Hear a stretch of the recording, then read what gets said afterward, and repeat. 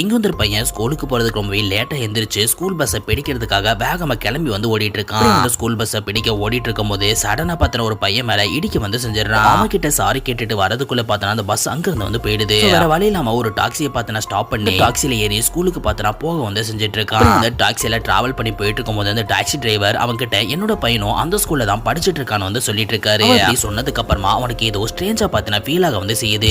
பார்த்தனா அவனுக்கு டெய்லி ஒரே நாள் ரொட்டீனா வந்துகிட்டே இருக்கிற மாதிரி ஃபீல் ஆக வந்து செய்யுது. ஸ்கூலுக்கு போனதுக்கு அப்புறமா தோட ஃப்ரெண்ட்ஸ் கிட்ட பார்த்தனா இன்னைக்கு என்ன டேட்னு வந்து கேக்குறான். அவனோட ஃப்ரெண்ட்ஸ் இன்னைக்கு ஜூன் 7th வெனஸ்டே வந்து சொல்ல வந்து செய்றானுங்க. இவனுக்கு பார்த்தனா ஆக்சுவலா நேத்து தான வெனஸ்டே வந்து தோண வந்து ஆரம்பிக்குது. பிரேக் டைம்ல பார்த்தனா அவனுக்கு நேத்து நடந்த அதே விஷயம் மறுபடியும் நடக்கிற மாதிரி ஃபீல் ஆகுது. ஃப்ரெண்டோட ஜாக்கெட்டை பார்த்தனா ஒரு பொண்ணு கேட்க வந்து செய்றா. அதெல்லாம் பார்த்ததுக்கு அப்புறமா ரொம்ப கன்ஃபியூஸோட பார்த்தனா எதுவுமே யார்கிட்டயும் பேசாம வீட்டுக்கு வந்துட்டு இருக்கான். வீட்டுக்கு வந்ததுக்கு அப்புறமா அவனோட ரிப்போர்ட் கார்டுல பார்த்தனா ஒரு சில சேஞ்சஸ் பண்ணிட்டு தோட அம்மா கிட்ட அந்த ரிப்போர்ட் கார்டை வந்து கொடுக்க வந்து செய்றான். ரிப்போர்ட் கார்டை அவனோட அம்மா பார்த்ததுக்கு அப்புறமா ரிமோட் ஒன்னு எடுத்துட்டு மறுபடியும் அந்த நாளை பார்த்தா ரீசெட் பண்ண வந்து ஆரம்பிக்கிறாங்க. மறுநாள் காலையில் அவன் தூங்கி எழுந்திருக்கிறான். பார்த்தா மறுபடியும் அது வெனஸ்டேல வந்து எழுந்திருக்கிறான்.